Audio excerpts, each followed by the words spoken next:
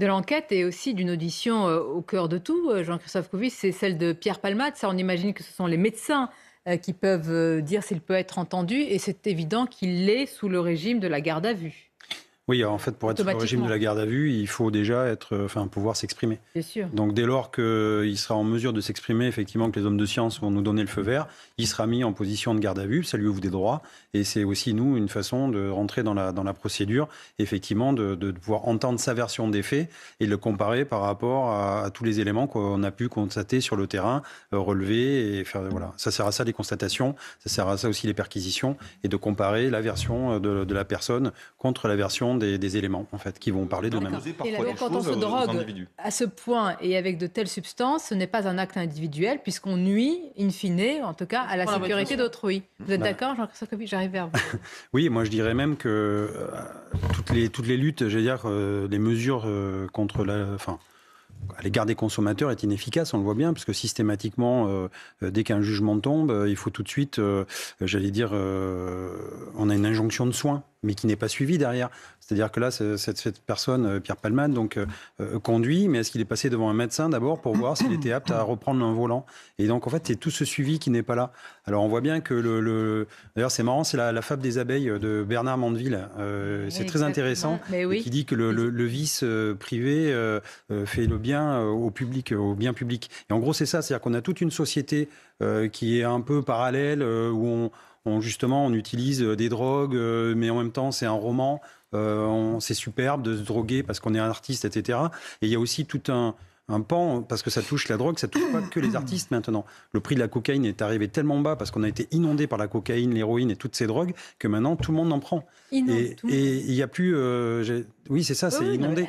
Et donc on voit bien que ce qui est arrivé là, ça arrive tous les jours à d'autres Français, à des centaines de Français qui prennent le volant et qui sont percutés par des jeunes ou des personnes qui ont pris de la drogue et qui font un mélange avec l'alcool. Alors, je voudrais qu'on va écouter, il vient de réagir, le ministre de l'Intérieur, mais il n'y a pas besoin de se rendre compte, mais vous rentrez, vous allez quelque part, vous êtes une famille, vous êtes en train de conduire probablement tout à fait normalement en respectant tout, et ça arrive, je veux dire, vous êtes dans une impuissance totale. Oui. Impuissance totale, mais... Oui, pardonnez-moi, Jean-Christophe. Non, là, on a touché la sacralité, parce que la femme enceinte, c'est toute la sacralité qui reste dans notre société. Dans n'importe quelle société, j'ai l'impression que mais c'est normal, hein, c'est vraiment, on touche pas à ça parce que c'est encore, c'est le sacré. Alors, et regardez, là, effectivement, on est tombé là-dedans. Alors, il va y avoir des débats juridiques. Mais effectivement, dans la tête des gens, on a touché le sacré. Je viens d'écouter, je vous ai fait réagir au ministre de l'Intérieur, Gérald Darmanin. Peut-être que la question lui a été posée, mais là, il annonce ses contrôles renforcés, Jean-Pierre Couvi, après cet accident et ce drame avec Pierre Palmade. Mais enfin, combien il y a d'accidents et probablement, malheureusement aussi, dans une telle circonstance quotidiennement ou régulièrement? Il y en a trop même. Alors, j'ai pas le chiffre exact, mais il y en a toujours trop. Et c'est pour ça qu'on ne doit jamais baisser la garde par rapport à la lutte contre les délits routiers et dérives. Mais en fait, à chaque fois, je veux dire, nous on a nos collègues, notamment on a les CRS autoroutières, on a les gendarmes, etc. Tout le monde participe à cette lutte. Mais les contrôles, on les fait déjà. Alors on va les intensifier. Encore une fois, pourquoi? Parce que là, on est passé, on fait un focus là-dessus, mais il faut faire des contrôles surtout.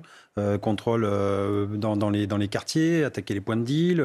Je veux dire, les policiers ont déjà tellement de tâches à faire.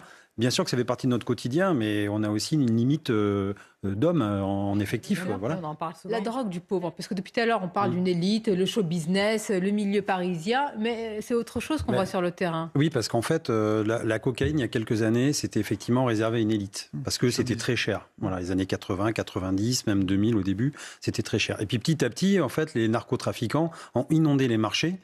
Pourquoi? Parce qu'il y a une partie des pays qui luttaient contre ce trafic, notamment les États-Unis, qui ont abandonné. Ils ont abandonné la guerre. Je me rappelle, quand on était plus jeune, on voyait la CIA aller brûler des champs de cocaïne, de coca, je veux dire, et de pavot, etc., en Amérique du Sud. Et puis, ça, c'était l'ère Bush. Et après, petit à petit, on a enlevé ça. Donc, si vous voulez, quand il n'y a plus de guerre contre la drogue, forcément, il y a une multiplication de la production.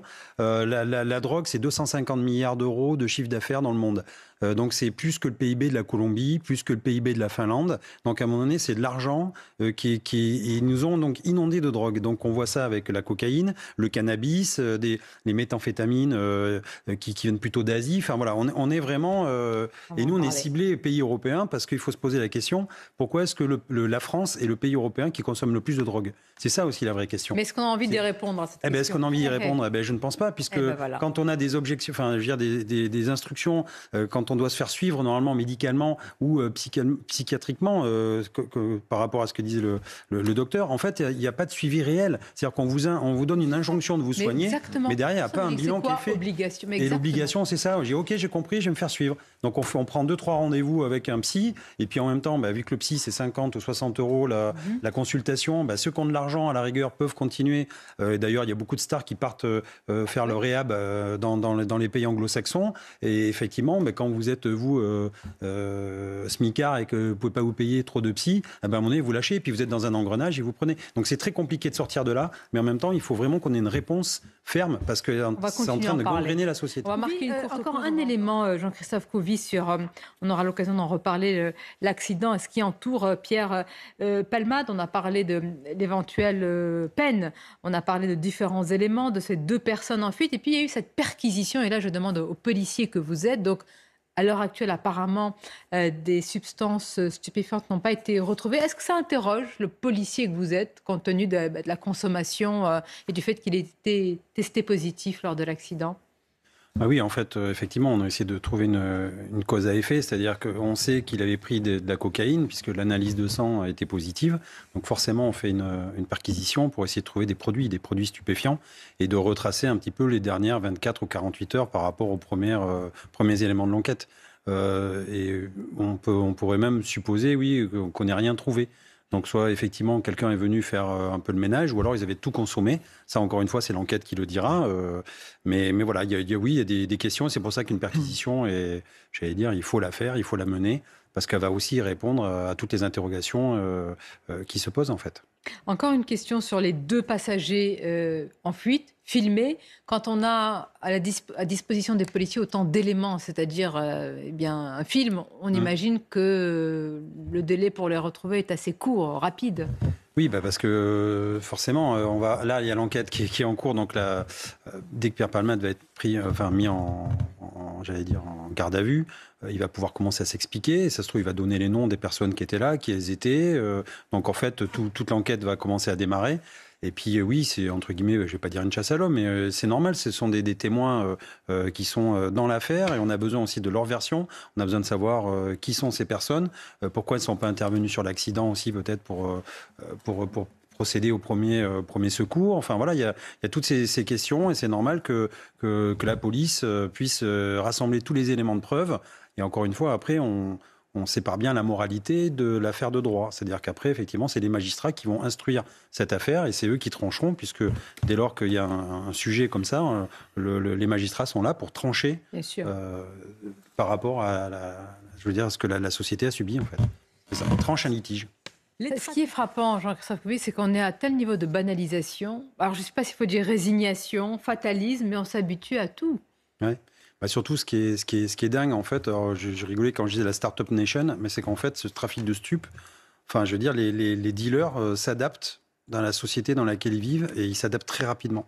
C'est une certaine forme aussi d'intelligence, de réel, parce qu'ils n'ont pas fait des grandes études, mais par contre, ils connaissent très très bien leur milieu et comment ça fonctionne. Et donc, effectivement, s'ils achètent la paix sociale avec les habitants en disant « Ok, vous ne voulez pas de nous on va être là, et donc on vous propose un deal ». Vous nous embêtez pas. C'est ce qui s'appelle une mafia. Aussi. C'est une mafia. Ouais. Et puis surtout, ce qui est fou, c'est que ils parlent de leurs employés. Donc, c'est-à-dire que pour eux, c'est une entreprise. Donc, ils ont du marketing, ils ont une force de vente, ils ont pratiquement presque des avocats à leur disposition. Enfin, c'est quelque chose de dingue.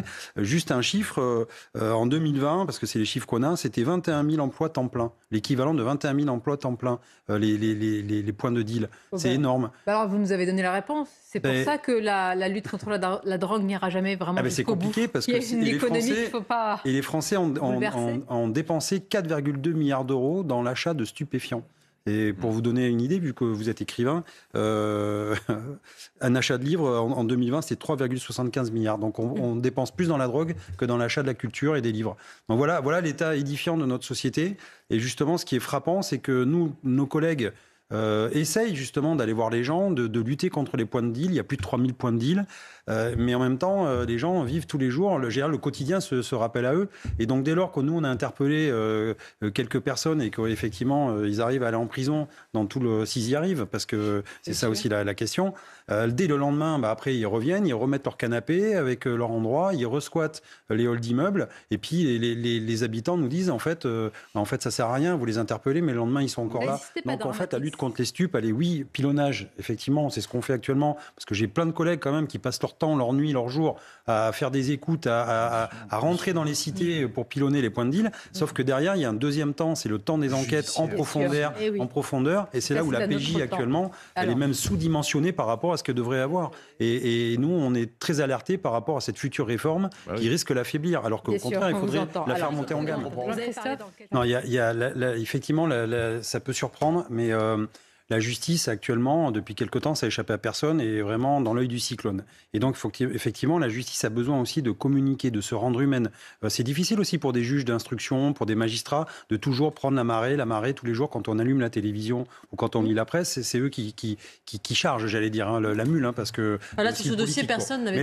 Mais ce qui est important, c'est de montrer aussi que le juge d'instruction, c'est un humain. Il y a aussi tous les enquêteurs. Il y a la police technique et scientifique. Il y a les gendarmes. Et quand on dit que c'est l'affaire d'une vie, pour les enquêteurs, moi j'ai des collègues qui sont encore à la retraite, qui nous parlent encore de leur affaire. Ça les hante toute la nuit. Et le pire, c'est que quand on ne trouve pas le coupable. Et là, quand on a rendu cet honneur aux parents, on a le coupable, ça y est, on a tous les éléments. Il a fallu trouver une micro-goutte de sang. Je ne sais pas si vous imaginez ce que c'est de désossier une voiture, de chercher la patience qu'il faut pour trouver ça. Et quand on l'a et qu'on mène justement jusqu'au bout ce procès, que la personne est condamnée, mais en fait, c'est même pour les parents, on est content pour eux parce qu'il y a cette pression. Et le fait d'en parler, d'expliquer aussi tout ce que c'est, le poids dans l'intimité, parce qu'en fait, cette personne se met dans une bulle. Oui, je suis d'accord avec ce que vous dites. Des mois et des mois. Mais quand vous voyez ce qui se passe, vous faites partie des manifestants, quand vous regardez le spectacle à l'Assemblée, qu'est-ce qui vous inspire ? Il m'inspire qu'en fait, quand on n'a pas de fond, il reste la forme. C'est-à-dire que... Mais non, mais c'est en fait, on détourne l'attention. Là, c'est l'opération Gérard Majax, parce qu'on voit bien que l'exécutif c'est en train de se rouler par terre par rapport au niveau... Je le comprends, hein, mais pendant qu'on parle de ça, effectivement, on ne parle pas de la réforme des retraites. Et la rue, entre guillemets, dont on fait partie, nous, parce qu'encore une fois, c'est un droit constitutionnel, nous, on attire l'attention. Et on dit, attention, retirez cette loi, on en reparle, on en discute. Mais là, franchement, on détourne vraiment l'attention des personnes. Donc la France insoumise serait les idiots utiles du gouvernement. Oui, mais ça leur sert aussi à eux, parce que ça leur fait la pub et ça leur fait du buzz. La contestation s'amplifie. C'est quand même une réalité de terrain aussi. Et encore une fois, nous, nos collègues, au premier plan. Et là, on a un collègue CRS qui a été blessé sur Rennes. Là, il a reçu un cocktail Molotov. Et nous, c'est aussi ça qu'on souligne. C'est-à-dire, attention, il va falloir aussi écouter un petit peu, parce qu'on a peur, nous, que ça devienne très radical et qu'à un moment donné, les esprits s'échauffent parce que les gens, à force de leur dire qu'on les écoute pas et qu'ils comptent pour pin-ups dans un débat démocratique, effectivement, ils vont s'échauffer et puis nous, on va encore faire les frais.